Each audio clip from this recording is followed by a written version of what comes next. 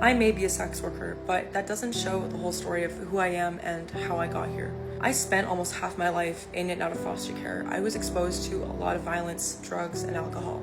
My parents eventually lost their rights as parents, and I got adopted into a very conservative Christian household. But instead of being met with the support that I needed, I was met with extreme emotional abuse, especially when I started to disagree with their belief system.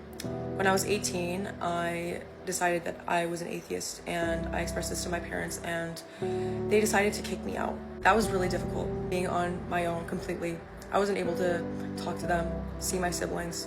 I was completely on my own. I was just working a job at Tim Hortons and in a shitty little bedroom apartment. It was really tough, and throughout those 2.5 years after that, I was working 3 jobs while in school, while fully paying for school. I got in a lot of debt to pay for school, and I was under a lot of pressure. It was really hard to be in survival mode with literally no support system, knowing that you're the only person that you can rely on.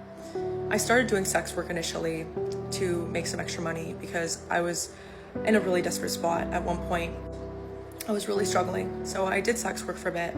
First, it was about survival, but as I started doing it more and more, I realized that this could be a way for me to actually thrive.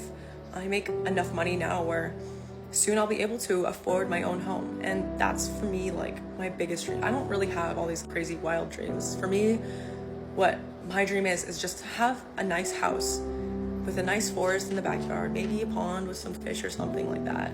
I just want a place that like is nice and is mine, and something that no one can take away from me. Because I've had my home taken away from me so many times, and so many people who, should have been there to support me, they just didn't. And this is the only way for me, with my experience, to be able to get that dream in such a short amount of time. And I just need that stability for myself. So, I don't know, a lot of people judge me for doing what I'm doing, but a lot of the time they don't see the whole story. There's a lot that goes into these types of people's decisions, and deciding to nuke your own reputation and going online and saying, I'm a sex worker.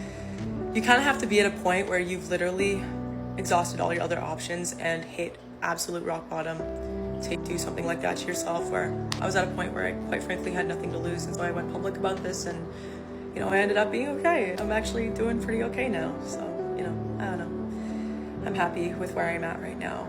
I wouldn't have it any other way.